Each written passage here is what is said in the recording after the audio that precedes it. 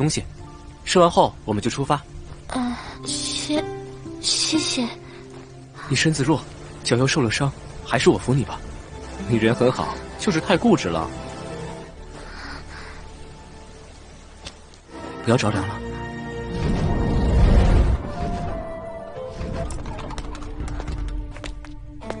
他是陨星城选拔胜出的谭云。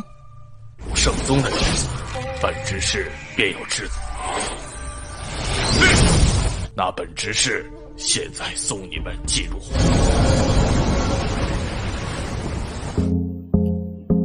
Hey, halo guys, apa kabarnya? Baik-baik saja kan?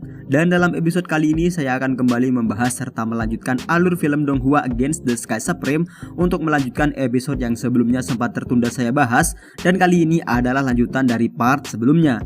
Dan mari kita langsung saja menuju ke inti alur cerita filmnya. Dan setelah di episode sebelumnya Tan Yun telah resmi menjadi murid sekte suci Huang Fu, yang kemudian ia pun dimasukkan ke dalam alam rahasia Huang Fu oleh sang tetua. Kini tibalah Tan Yun dan Mu Mengyi ke tempat tersebut, yang kemudian para murid sekte yang lain merasa cukup keheranan karena Mu Mengyi yang notabene adalah senior kini malah digendong oleh Tan Yun yang masih bisa kita bilang sangat junior. Karena Tan Yun saat ini dikatakan masih ada dalam ranah janin tingkat ke-7, hingga seorang murid kemudian berniat untuk melaporkan hal tersebut pada Murong. 你没看错，穆师姐的确是被一个……此事要立即禀告慕容师兄。 Singkat cerita, masuklah Tan Yun dalam kamar Mu Mengyi, yang kemudian datanglah seorang wanita bernama Su Zian yang seketika memarahi Tan Yun yang ia kira telah lancang dengan memasuki kamar Mu Mengyi. Untuk meluruskan informasi yang sebenarnya, Mu Mengyi pun kemudian mencoba menjelaskan pada Zian tentang hal apa saja yang telah ia lalui bersama Tan Yun. Zian yang awalnya marah pada Tan Yun kini ia malah terlihat sebaliknya, dan dengan senangnya Zian pun memuji-muji Tan Yun di dalam sana. Dan tentang pelatihan yang disediakan dalam sekte, Mu Mengyi mengatakan bahwa Tan Yun bisa memilih beberapa pelatihan yang cocok dari ribuan pelatihan yang telah disediakan oleh sekte. Dan Mu Mengyi memperingatkan agar Tan Yun selalu berhati-hati dalam sekte, karena dikatakan Murong yang ingin membunuh Tan Yun dalam episode sebelumnya saat ini pasti sudah mengetahui kedatangan Tan Yun ke sana. Dan jika Tan Yun ingin pelatihan yang lebih tinggi lagi, maka ia harus berkontribusi lebih banyak lagi akan hal-hal yang telah Mu Mengyi anjurkan tersebut. Dan setelahnya ia pun berpamitan pada Mu Mengyi untuk keluar serta mencari serbuk api. 臭小子，你是谁？子嫣，我跟你说，谢谢你救了我师姐啊。谭云，这是我的好姐妹薛子嫣，小子真有你的。谭云，有数千种适合我们灵胎境弟子修炼的功法。过段时间我再来看你。 Singkat cerita, tibalah Tan Yun dalam sebuah pasar yang menjual alat-alat penopang kebutuhan murid sekte. Dalam perjalanan, ia terus bergumam bahwa saat ini tubuhnya sangatlah lemah. Dan jika saja ia kembali diserang oleh Murong dan musuh-musuhnya yang lain, maka ia bisa saja mati konyol oleh mereka. Yang sesaat setelahnya, sampailah ia di depan sebuah gerbang yang digunakan untuk menuju ke dimensi lain. Dan ia berniat untuk menuju ke lembah Suyu untuk mencari bahan obat peningkat kultivasinya. Sang penjaga gerbang memperingati Tan Yun bahwa lembah tersebut sangatlah berbahaya, yang sesaat setelahnya masuklah Tan Yun dalam gerbang tersebut. Namun sebelum itu ia menyadari bahwa ia akan diikuti oleh 5 orang dengan ranah kultivasi tingkat ke-9 untuk merampoknya. Benar saja, tiba-tiba di alam Suyu, ke-5 orang tersebut pun juga ikut masuk dan langsung berusaha untuk merampok Tan Yun. Berbagai peringatan lalu mereka sampaikan agar Tan Yun segera menyerahkan semua hartanya. Namun Tan Yun yang kini kita lihat bukanlah manusia kaleng-kaleng, yang kemudian ia pun membantai ke-4 orang tersebut dengan brutal. 连一个欺负！哼！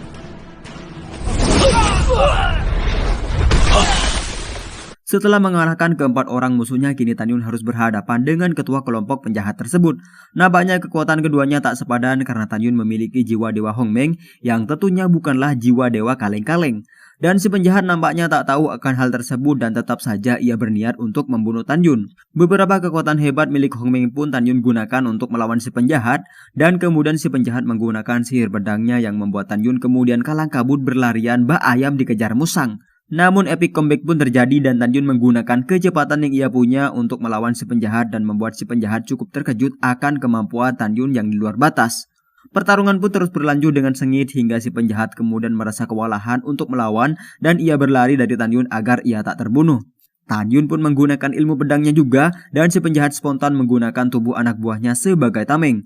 Namun nampaknya nasib buruk masih menimpa si penjahat hingga ia memohon agar Tan Yun tak membunuhnya, apalagi dikatakan bahwa ia adalah senior dari Ling Hu Changkong yang merupakan cicit dari kepala tetua divisi sekte suci gerbang dalam. Dan dengan membunuh si penjahat, Tan Yun bisa saja diburu oleh Ling Hu Changkong dan seluruh pasukannya. Namun Tan Yun nampaknya tak peduli dan ia pun langsung membunuh si penjahat saat itu juga.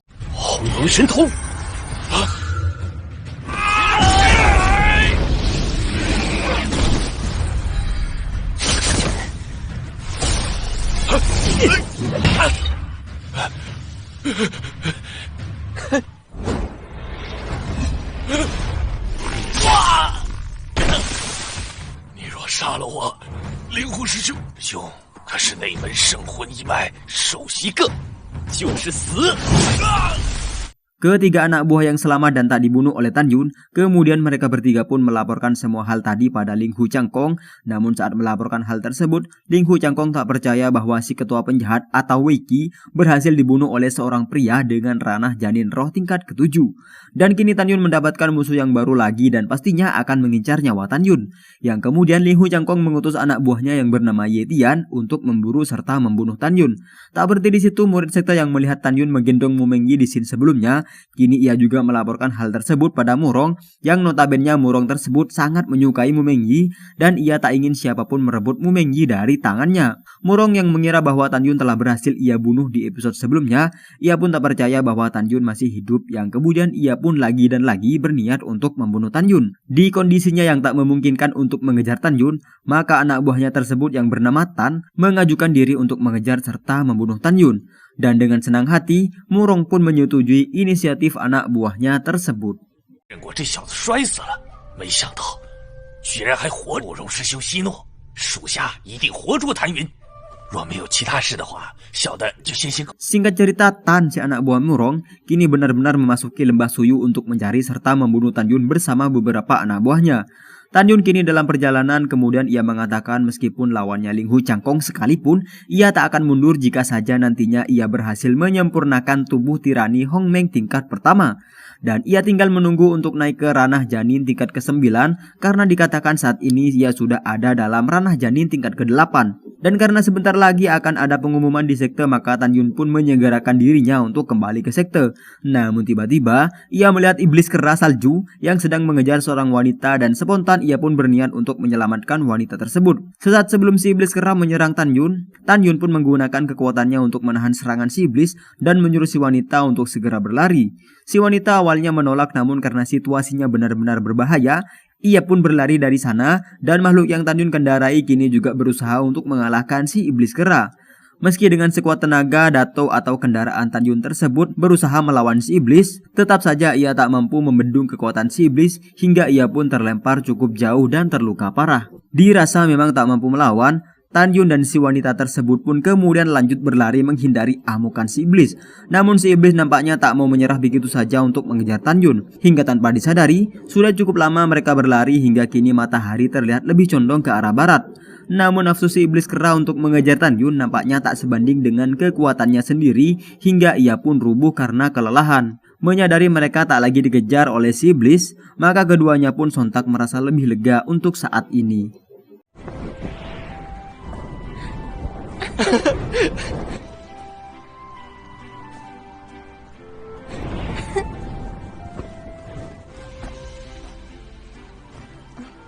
我到树林里整理一下，你在这里等我，我整理好了。都已经抱了一路了吗？别紧张，我又不会吃了你。 Namun kesenangan mereka berdua tak berlangsung lama, karena setelahnya Tan dan anak buahnya pun sudah siap siaga untuk menyergap Tan Yun. Tan Yun dan si wanita yang belakangan diketahui bernama Zhong Wu Xiao, kini mereka berjalan terpisah di titik tersebut. Namun ternyata anak buah Ling Hu yang bernama Ye Tian juga ada di sana bersama kelompoknya. Lengkaplah sudah penderitaan Tan Yun kali ini yang mengharuskannya untuk menghadapi dua kelompok sekaligus seorang diri. Ye Tian dan kelompoknya pun kembali mempertimbangkan tentang Tan Yun yang berhasil membunuh Wei Qi dengan ranah janinnya yang masih dalam tingkat ke-8. Dan Ye Tian seolah tak percaya akan hal tersebut. Mereka pun seolah tak percaya akan perkembangan ranah janin atau kultivasi Tan Yun yang meningkat pesat. Setelah mempertimbangkan segala kemungkinan, Ye Tian pun memerintahkan pasukannya untuk menunggu aba-aba dari Ye Tian agar rencana mereka untuk membunuh Tan Yun berhasil terlaksana. 叶师兄，那就是谭云，他终于出现了。当初他是以灵台境7重实力杀死，他是8重境，不是7重境。待会儿你们带他走近，听我命令再动手。 Dan ternyata Tan, si anak buah dari Murong, mencoba menyerang lebih dulu bersama kelompoknya. Terlihat Tan Yun sama sekali tak gentar untuk melawan musuh-musuhnya tersebut. Bahkan ia sampai menghina Tan yang ia sangka adalah pria besar. Tan kemudian mencoba bernegosiasi pada Tan Yun dan ia menawarkan dua pilihan yang sama sekali Tan Yun tak akan menghiraukan Tan. Keempat orang tersebut pun terus saja menghina Tan Yun dan berharap Tan Yun merasa gentar untuk melawan mereka dan mengaku kalah pada Tan. Namun Tan Yun nampaknya sama sekali tak memiliki ketakutan akan keempat orang tersebut meski intimidasi terus ia terima. Hingga dikatakan bahwa yang berhasil membawa Tan Yun pada Murong akan diberikan sejumlah hadiah oleh Murong dan dengan hal tersebut mereka pun bersemangat untuk menangkap Tan Yun. Dan ya tentu semua orang tersebut pasti akan kalah pada Tan Yun hingga Tan si pemimpin pun lari meninggalkan Tan Yun karena ketakutan. Dan saat tertangkap, Tan pun dibanting ke sana kemari oleh Tan Yun. Dan Tan Yun pun kemudian menusuk perut Tan dengan belati beracun yang Tan punya. 师兄，力道还合适吧？谭爷爷，饶了我吧！你手有剧毒，饶了我吧！求你饶了我！谭爷爷，求你杀了我吧！洪门师兄弟，我怎么会杀你？这才对嘛！ Seperti yang sudah saya bilang, penderitaan Tan Yun tak juga usai dengan munculnya Ye Tian bersama anak buahnya yang tak lain dan tak bukan untuk membunuh Tan Yun. 谭云，你可真是好手段呐！谭云，自裁谢罪，还是要我们动手？ 灵台境大圆满。 Dan apakah yang akan terjadi di episode berikutnya? Terbunuhkah Ye Tian oleh Tan Yun yang dikatakan Ye Tian sudah ada dalam ranah kultivasi sempurna? Ataukah Tan Yun yang akan terbunuh? Atau mungkin akan terjadi suatu hal lain yang mengejutkan? Jawabannya akan kita lihat pada episode berikutnya. Maka dari itu tekan tombol subscribe di bawah, berikan komentar Anda dan seperti biasa terima kasih dan juga matur sakalangkong.